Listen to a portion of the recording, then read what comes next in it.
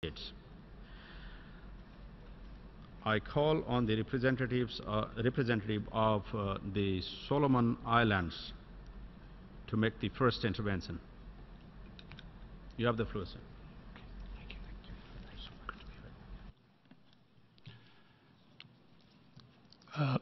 Thank you, Mr. President.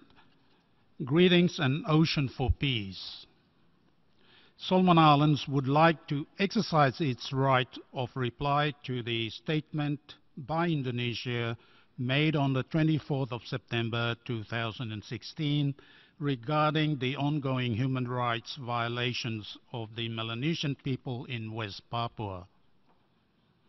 Mr. President, Solomon Islands notes Indonesia's right of reply regarding the efforts made by the Indonesian government to establish human rights monitoring mechanisms and other avenues to ensuring that human rights violations in West Papua are addressed.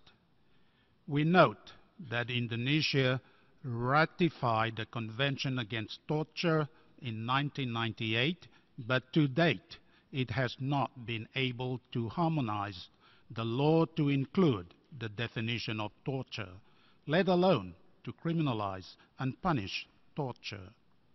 Furthermore, Indonesia has not submitted its period report to the Committee Against Torture since 2008. Mr. President, the Solomon Islands delegation receives reports from respectable sources of fellow UN member states and moral leaders from civil society, illustrating a lack of protection of human rights of Melanesian people of West Papua. In this regard, Mr. President, Solomon Islands therefore invites Indonesia to substantiate its allegations that the Solomon Islands, together with the 5 other Pacific Island delegations, have used false and fabricated information by allowing UN special rapporteurs mandated by the UN Human Rights Council to visit West Papua and Papua. Our concern has to do with the increasing loss of lives at the hand of Indonesian authorities. We may argue and concede that mistakes are made and that lives are lost as a consequence. But, Mr. President, how can we as members of this august body, the defender of human rights and the body of reference in ethical and moral values, turn a blind eye to the deaths of more than 500,000 West Papuans over the course of the last 50 years? As an island country from a region that Indonesia claims to be a part of, Solomon Islands cannot stand behind the argument of sovereignty and integrity of any country and watch such atrocities take place. It is our moral and ethical duty as members of this august body on gathering to bring this unfortunate reality to the fore and to, together, find a way to stop the loss of lives and protect the rights of all human beings, be they Melanesians of West Papua or any other. Furthermore, Mr. President, we come together to agree on certain rights and hold each other accountable to those rights. The Universal Declaration of Human Rights, Article 3, stipulates that everyone has the right to life, liberty, and security of person. Also, International Covenant on Civil and Political Rights, which Indonesia has ratified, is also a binding legal instrument. Article 9 of this covenant reinforces the right to liberty and security of person.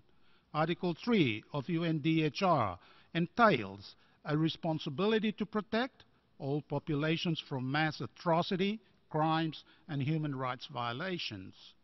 In essence, Mr. President, we uphold the argument of sovereignty and national integrity. We, as UN members, should also hold other member states accountable to Article 3 of the Universal Declaration on Human Rights and Article 9 of the ICCPR.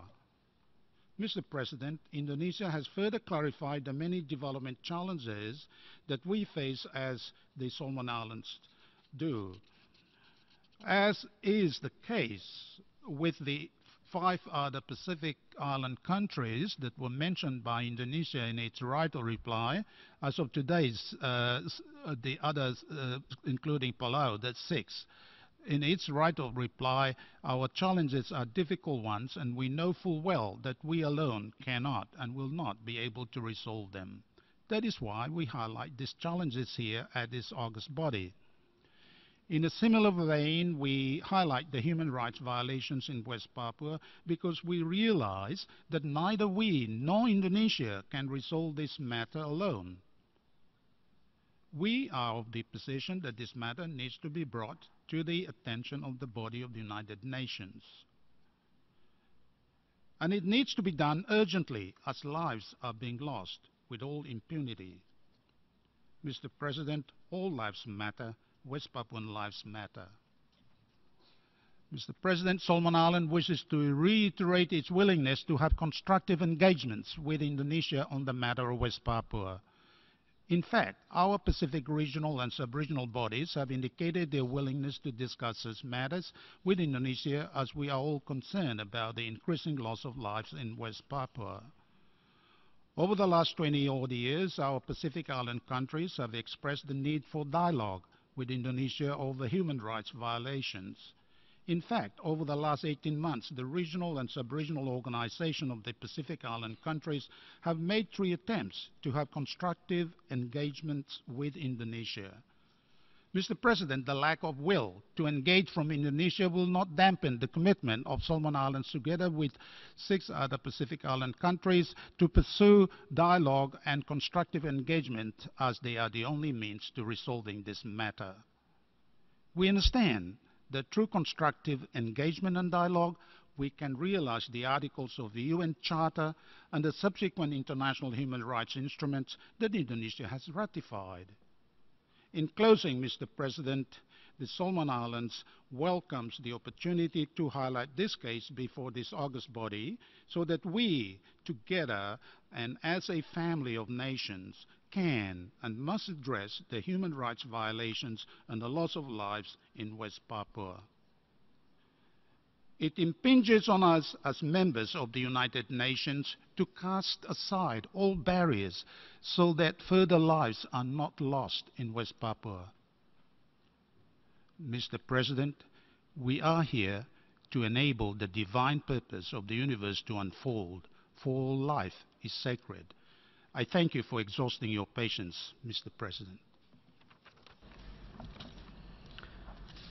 Thank you. I now give the floor to the representative of